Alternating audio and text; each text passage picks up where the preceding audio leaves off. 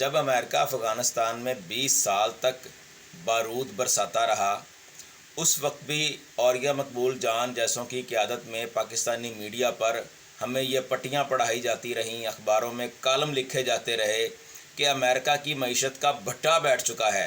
America अपने जदीद तरीन असले से हमलावर है, ये असला बड़ा महंगा है, जिसका जवाब अफ़गान अपने मुकामी तौर पर तैयार करदा इंतहाई सस्ते असले से देते हैं और अमेरिका के महंगे असले का नुकसान हो रहा है। आज भी ये लोग ईरान की सूरत हाल पर इसी तरह के तबसरे करते हैं कि ईरान के बहुत सस्ते असले से अमेरिका के महंगे असले का नुकसान हो रहा है, अमेरिका की मईशत जो है बैठती जा रही है, अमेरिका में महंगाई बढ़ती जा रही है। जबकि ये देखने की बात है कि जब अमेरिका वियतनाम से भागा, उनके फ़ौजी जहाज़ों से लटक कर भागे, उसके बाद भी अमेरिका सुपर पावर रहा।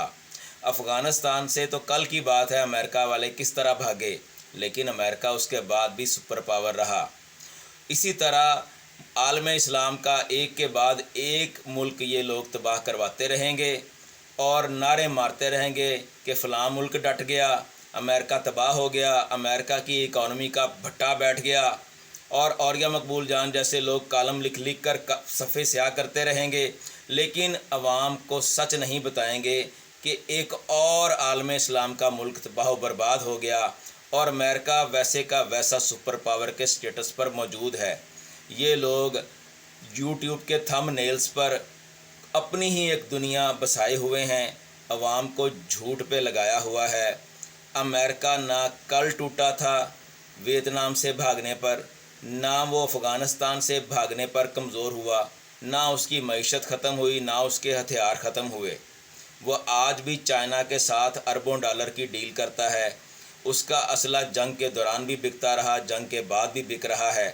आप अंदाज़ा लगाएं ना कि पाकिस्तान ने चंद राफ़ेल गिराए और पूरी दुनिया में राफ़ेल की मार्केट बैठ गई। ये लोग हमें यूट्यूब के थंबनेल्स पर और पाकिस्तान के मेन स्ट्रीम मीडिया पर बैठकर बताते हैं कि ईरान ने अमेरिका के दर्जनों जहाज़ गिरा दिए। हालांकि ईरान की तो एयर फोर्स ही नहीं है, वो कैसे जहाज़ गिराएगा।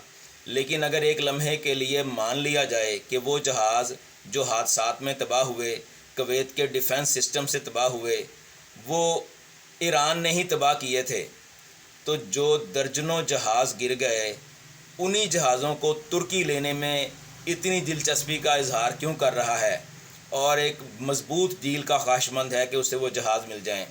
दोस्तों, सच ये है कि अगर चंद राफ़ेल गिरने से राफ़ेल की पूरी दुनिया में मार्केट बैठ जाती है, उसके शेयर्स की वैल्यू गिर जाती है, तो दर्जनों F-35 गिरने से F-35 की तो वैल्यू बिल्कुल ही ख़त्म हो जानी चाहिए थी, उसका तो ख़रीदार ही कहीं नहीं मिलना चाहिए था।